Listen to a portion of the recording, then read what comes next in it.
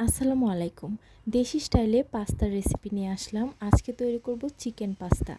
আর খুব সহজে করতে চেষ্টা করেছি। আশা করছি আজকের এই মজার পাস্তার রেসিপিটা আপনাদের ভালো লাগবে। প্রথমে আমি মুরগির মাংসটাকে ম্যারিনেট করে নিচ্ছি। আর এখানে আমি হাড় ছাড়া মুরগির মাংস নিয়েছি।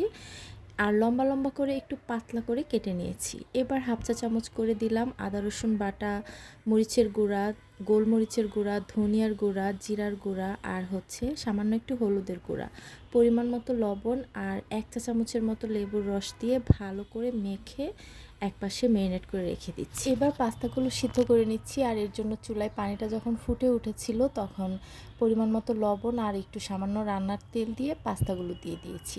এরপর যখন পাস্তাগুলো 90% সিদ্ধ হয়ে গেছে, আমি এখানে 2টা নুডলসের যে প্যাকেট থাকে সেগুলো দিয়ে দিচ্ছি। নুডলসটা অপশনাল, আপনারা না দিলেও পারবেন।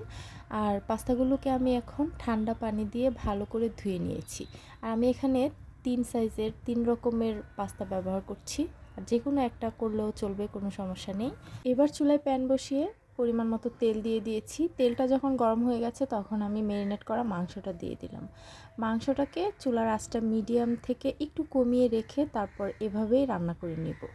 আমি চুলার আঁচটা কমিয়ে রেখে মাংসটাকে এরকম ভাজা ভাজা করে নিয়েছি।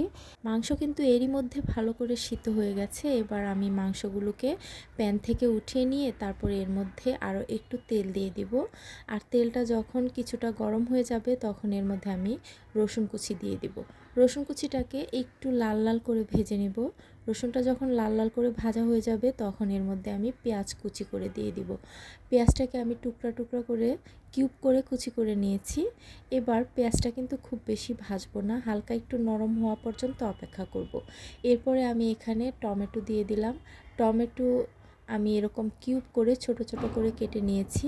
আর টমেটোটা ভালো করে পেঁয়াজ এবং তেলের সাথে ভেজে নিব। একটু পরিমাণ মতো লবণ দিয়ে দিব। আর এটাকে একটু ম্যাশ করে নিতে চেষ্টা করব।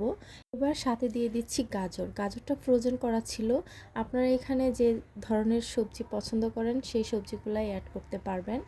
এগুলোকে ভালো করে ভেজে নিয়ে তারপর 2 প্যাকেট নুডলসের মশলা দিয়ে দিলাম আর সামান্য একটু গোলমরিচের গুঁড়া দিয়ে দিলাম। আর দিয়ে দিচ্ছি পরিমাণ মতো কাঁচামরিচ কুচি। এগুলো আবারও ভালো করে মিশিয়ে নিব। এরপর যে নুডলস এবং পাস্তাটা সিদ্ধ করে রেখেছিলাম সেটা দিয়ে দিচ্ছি। প্রথমে অল্প করে দিয়ে ভালো করে মিশিয়ে নিচ্ছি। এরপর সবটুকু দিয়ে ভালোভাবে মিশিয়ে নেব। আর চুলার আঁচটা একটু কমিয়ে রেখে ভালো করে মিশিয়ে নিব। প্রায় 5-6 মিনিটের মতো এভাবেই মিশাতে মিশাতে ভেজে নিব। এরপর চিকেন যে ভেজে রেখেছিলাম সেটা দিয়ে দিলাম। এবার টমেটোর সস দিয়ে দিলাম। তারপরে আবারও ভালো করে মিশিয়ে নিলাম। মিশিয়ে তারপরে আমি এখানে লবণ চেক করে দেখলাম যে আরও একটু সামান্য লবণ দিতে হবে। সামান্য একটু লবণ আর 1 চামচের মতো চিনি দিয়ে দিলাম।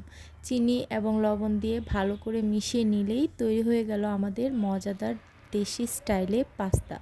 আর এই পাস্তাটা খেতে কিন্তু অসম্ভব মজার হয়। এই রেসিপিটা বাসায় ট্রাই করতে পারেন। আশা করছি ছোট বড় সবাই খুবই পছন্দ করবে। ভিডিও ভালো লাগলে অবশ্যই একটি লাইক করে দিবেন। চাইলে আপনি শেয়ার দিয়ে রাখতে পারেন, যখন ইচ্ছা রেসিপিটা দেখে বানিয়ে নিতে পারবেন। আজকে এ পর্যন্তই, দেখা হবে নতুন কোনো রেসিপি নিয়ে। আল্লাহ হাফেজ।